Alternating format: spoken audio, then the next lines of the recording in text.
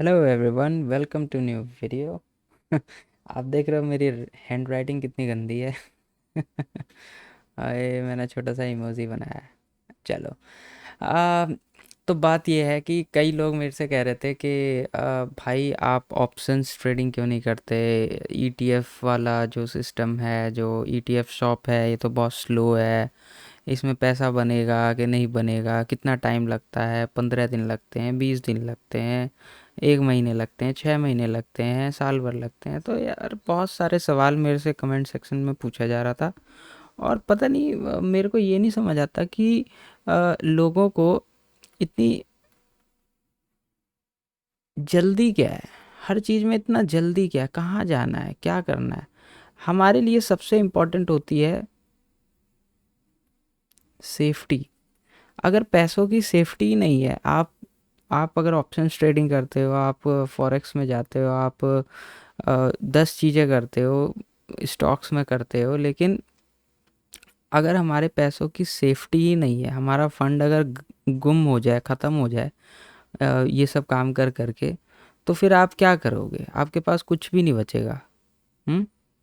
तो इतनी जल्दबाजी, मतलब आप ये समझो जैसे एक इंसान बाइक चलाता है, तो बाइक की पिकअप इतनी है, सब कुछ बढ़िया है, लेकिन अब अगर आप 300 की स्पीड पे अगर आप left turn, right turn, U turn लोगे तो आपकी बाइक कहाँ जाएगी? तो मेन चीज़ यही होता है कि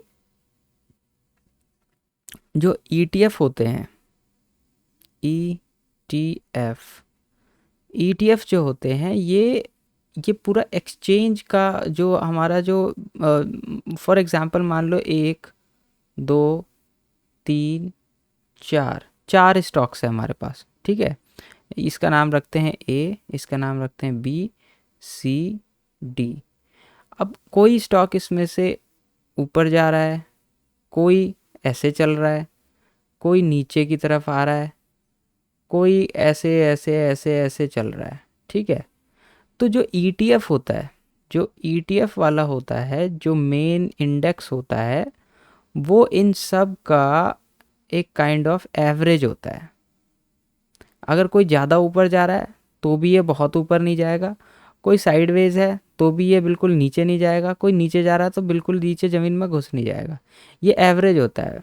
जैसे कि हमारे हमारे क्लास में मान लो क्लास ए में 10 लड़के पढ़ते हैं। अगर 10 लड़के पढ़ते हैं, उसमें से 2 फेल हो गए, तो ऐसा थोड़ी है कि पूरी क्लास ही फेल हो गई, पूरा सेक्शन ए ही फेल हो गया। नहीं, सिर्फ 2 लोग फेल हुए। तो इसी तरह, और उसमें से मान लो 5 बंदे जो थे वो टॉपर थे, जिनके हमारे 90% मार्क्स आए। तो उनको इस पूरे क्लास की, जो है ये पूरा क्लास है, उस पूरे क्लास की अप्रिसिएशन होती है ना। ये थोड़ी है कि 2 बच्चे फेल हो गए तो पूरा क्लास घटिया साबित हो गई, या पूरा क्लास अच्छे साबित हो गई अगर 2 बच्चे बहुत अच्छे नंबर ले आए। तो जिस तरीके से पूरे पूरे क्लास में सारे लोगों की परफॉर्मेंस को मिला के हम ये डिसीजन लेते हैं कि हाँ भाई ये क्लास अच्छी है या बुरी है, ठीक है, अच्छी है या बुरी है।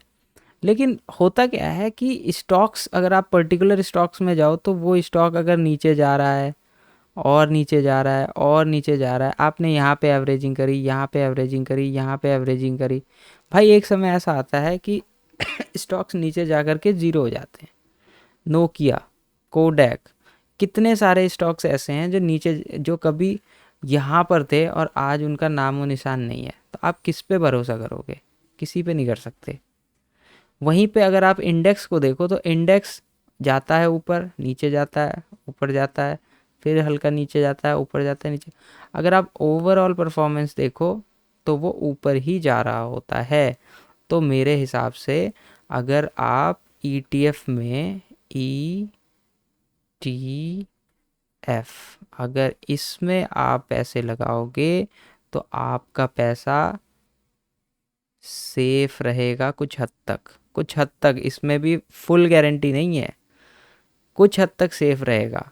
और ईटीएफ बहुत सारे हैं, कई तरह के ईटीएफ्स हैं हर सेक्टर का। अगर ऑटोमोबाइल्स ले लो, आप फार्मास्यूटिकल्स ले लो, आप आईटी इंडस्ट्री ले लो, आप एफएमसीजी ले लो, आप गोल्ड ले लो, सिल्वर, मतलब हर प्रकार के हमारे पास नंबर ऑफ ईटीएफ्स हैं। तो जब हमारे पास इतने सारे ऑप्शंस हैं तो भाई इंडिविजुअल स्टॉक्स में जाके आखिर हमें करना क्या है, हमें वहाँ क्या मिलेगा, हमारी किस कोई उससे बहुत ज़्यादा हमारा कोई रिश्ता तो नहीं है स्टॉक से। हमारा मकसद क्या है, मोटिव क्या है, मोटिव क्या है, मनी, मनी वो भी प्लस, माइनस नहीं। माइनस क्या, आपको पैसे गंवाने हैं या ऐड करने हैं, प्लस करना है, प्लस करना है ना। तो अगर प्लस करना है तो हम उसी चीज़ पे फोकस करेंगे ना जो चीज़ लॉन्ग टर्म में ऊपर ऊपर ऊपर ऊपर ही जाए। किसी ऐसी चीज़ में अगर हम जाएंगे जिसकी संभावना है वो ऐसे चली जाए, तो उसमें तो हमारे पैसे अगर हमने यहाँ पे भी लगाए, यहाँ पे भी लगाए, यहाँ पे भी लगाए, तब भी हम नेगेटिव में ही जाएंगे ना, नीचे ही चले जाएंगे। तो इससे बढ़िया है कि ईटीएफ आपको जो है स्लो मूवमेंट भले ही देता है। मैं मानता हूँ कि आपने कोई चीज़ यहाँ गिर रही है, आपने इसको यहाँ पे ख़रीदा ईटीएफ को, फिर यहाँ पे ख़रीदा, फिर ये चीज़ गिर रही है, फिर यहाँ पे ख़रीदा, मान लो आपकी 3 बार यहाँ पे हो गई। अब एक समय ऐसा आता है मार्केट में कि यहाँ से गिरने के बाद वो ऐसे जाके ऐसे उछलता है, रिबाउंड लेता है, जो अपना इस लेवल पे वापस आता है। जब भी आपका ये 3 स्टेप आपने खरीदा तो आपका एवरेजिंग यहाँ हो गया इस जगह पे। तो यहाँ इस लेवल से जब भी मार्केट अप साइड लेगी तो यहाँ से यहाँ तक आपको पूरा प्रॉफिट होने वाला है। ये पूरा हम कैप्चर करते हैं। तो कैप्चर करने में क्या होता है, हमारा टारगेट सिर्फ होता है 6%।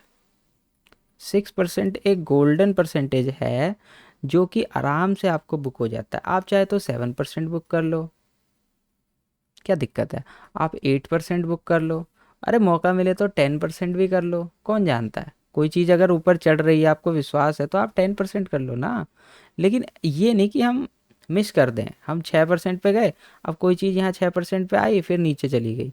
हम 20 दिन लो पे ख़रीदते हैं ईटीएफ शॉप में, हम जो भी ख़रीदते हैं 20 डेज लो पे ख़रीदते हैं, जो 20 दिन से नीचे ही जा रहा है, नीचे ही जा रहा है 20 दिन से। अब 20 दिन के बाद अगर 4-5 दिन और नीचे चला गया उसके बाद कभी तो ऊपर आएगा।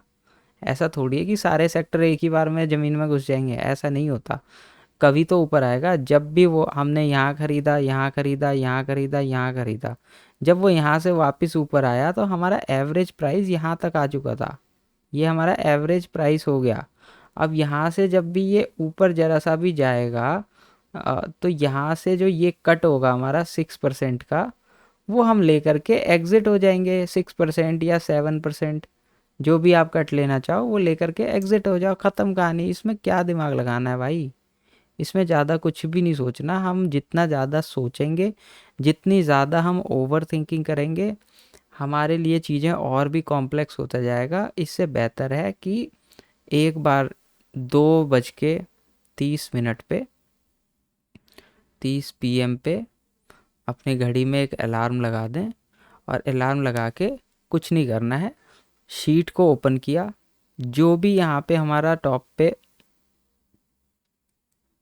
ईटीएफ दिखेगा उसको उठा के कुछ नहीं अपने ज़ीरोधा टर्मिनल में डाल देना है यहाँ पे, और जो भी वो आएगा उसको बाय साइड पे अपना जो भी आपका बजट है, अगर आप 1500 का लो, आप 2000 का लो, आप 5000 का लो, अगर आपके पास जो भी आपका बजट है उस पे आप उसको परचेज़ करके छोड़ दो।